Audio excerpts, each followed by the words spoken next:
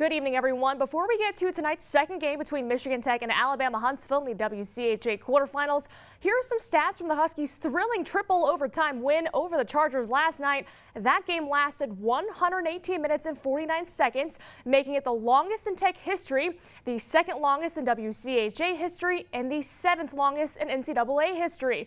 Huskies goalie Jamie Phillips set a new school record by recording his fifth shutout of the season, while Chargers goalie Carmine Guerrero's 76 saves were the fifth most in NCAA history. But it was that one goal he couldn't save last night that gave the Huskies the win. Tyler Hanen, the hero for Michigan Tech, scoring with just over 71 seconds left in the third overtime period to, of course, give Tech the 1-0 win.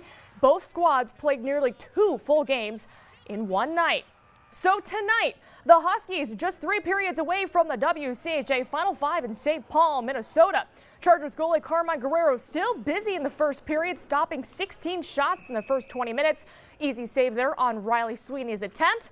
Then Tech on the power play. Tanner Caro's shot hits a Charger, goes behind the net, and Blake Yedela just taps it in. The fifth of the year for the senior from Houghton at 14:35. 1-0 Huskies after one.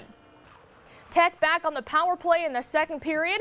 Matt Salhaney has some open ice for the Chargers, but Jamie Phillips stuffs him here. He made 18 stops on the night to set a new Tech record for minutes of scoreless hockey. After the ensuing face-off, Guerrero turns away a slap shot, but Tanner Caro shoots while getting checked and scores his 19th goal of the season and his fourth on the power play at 15-17 for a 2-0 Tech advantage. Mark Ox scored again for Tech in the third period, and Michigan Tech shuts out Alabama Huntsville 3-0, and Mel Pearson's club will advance to the WCHA Final Five next weekend in Minnesota. On the other hand, NMU's season will end at the hands of Bowling Green. Despite freshman Zach Diamantoni's first career goal in the second period, the Falcons responded with 4 straight goals to take the 4-1 sweep over the Wildcats. NMU goalie Michael Doan had 38 saves, and the Wildcats season will end with a 14-18-6 record.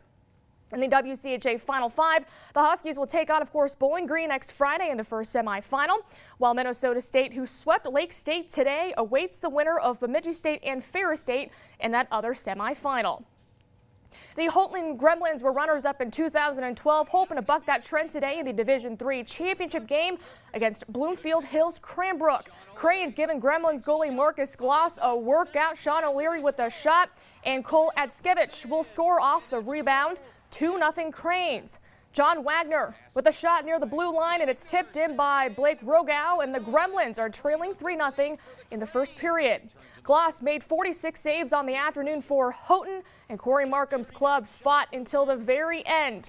With less than 2 minutes remaining, trailing by 4 goals, Spencer Donnelly takes a shot. It's saved by goalie Spencer Applebaum. Cranbrook will take the Division III crown 4-0 over Houghton. And get this, the Gremlin senior class has racked up 4 conference and regional titles and 2 state runner-up finishes. Just a great bunch of seniors for the Houghton Gremlins. The Michigan Tech women's basketball team knows it's one and done in the tournament, and they face a tough opponent in Ashland in the women's regional basketball semifinal.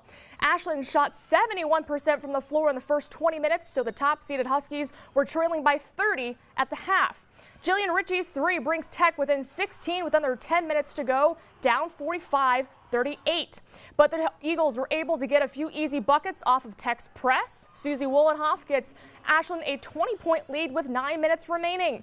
Tech tries to make another run. Danielle Blake knocks down the tray 60-45 with less than 7 minutes remaining. But that's about as close as the Huskies would get.